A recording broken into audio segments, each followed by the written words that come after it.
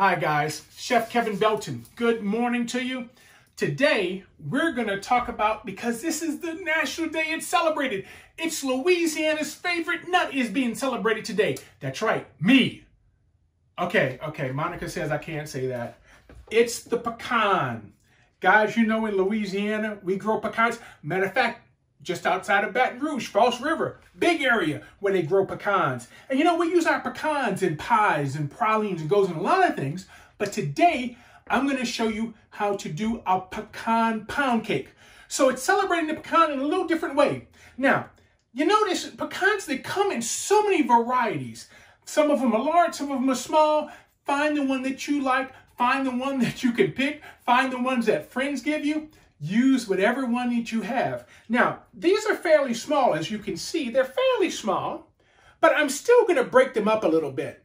What I'm going to do is I put some in a Ziploc bag, took a little pounder, and pounded them, flipped them over, pounded them again, and just broke them up. The next thing I did with them was I coated them in a Ziploc. I put in a little flour and shook that up.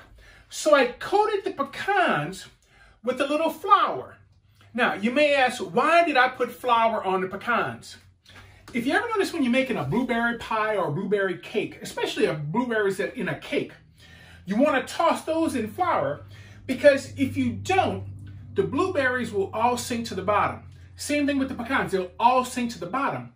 By coating it with a little bit of flour, when it's in that batter, it's going to stick right where it is. That flour is going to help it hold its spot. So now we'll have pecans throughout as opposed to sinking to the bottom. Same thing if you do blueberries. You have the blueberries throughout as opposed to them all sinking down to the bottom. So I have butter that I had softened here in the bowl. We have sugar. I have eggs. And if you notice, my eggs might look a little funny. That's because I put a little vanilla in them already. Okay? And we're putting a little bit of sour cream in this. So we have flour, baking powder. I want baking powder for it to rise, and a little pinch of salt. So I want to start working this butter and sugar together to cream it out. So I have about a cup and a third of sugar, but I saved out a little extra sugar, and I'll show you a little later what we're going to do with that little extra sugar that we saved. But I want to start creaming this out together. So what's going to happen with this, the sugar and the butter are going to get nice. They're going to, you know, when it first starts off, it's broken up. It looks like, I want to show it to you. Because look, it kind of looks like scrambled eggs in there. Okay? I don't know, it just slid. But hey, we're going to work this out to where it's really nice and smooth and creamy. So the next time you see me, this will be nice and smooth and creamy. We'll start getting those eggs in. So don't go anywhere. Have a great morning. We'll see you in a little bit. Oh, man. Oh, this is so... Oh, hey, I'm sorry. I was about to clean this, but that's okay. I wanted to get the beating out of the way so that you can hear me. Now, if you notice, when you left, I was creaming the butter and the sugar together. I had the butter out room temperature, creamed it with the sugar, got it nice and light. I had my eggs and vanilla in a measuring cup. The reason I had it in a measuring cup is because, you know, a lot of recipes tell you add one egg at a time. Basically, I was able to pour one egg in. You know, when you see that yolk drop, that's it. Mix it a little bit so it gets mixed all the way through. Once you see it mixing it real good, then the next one goes. And the next one. And keep on doing it until they're all mixed in. Once you get them all in, then you start working the flour in. Now, I did half the flour, got it nice and creamy and creamy and creamy. I can't even talk today. Creamy. I took my spatula, scraped the sides down, put in the sour cream, ran that. Then I put in the other half the flour. And look at our batter where we are now. Look, nice, thick pound cake batter. All right? So now, here's what we're going to do. We're going to take our pecans that we dusted, put them in, and we don't want to mix those. We're just going to fold those in with our spatula. I'm going to get them folded in. And that's that. See? And you know what? This recipe calls for a cup. If you want to do a cup and a half, if you want to do 2 cups, but it's just a nice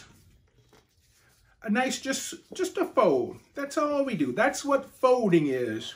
And the reason why you fold things, if you hear anybody talk about folding in the recipe, it's because you don't want that air in there to break down. So if you whip it hard, it'll cause it to collapse. So you want that nice and light. Now, I've taken our pan.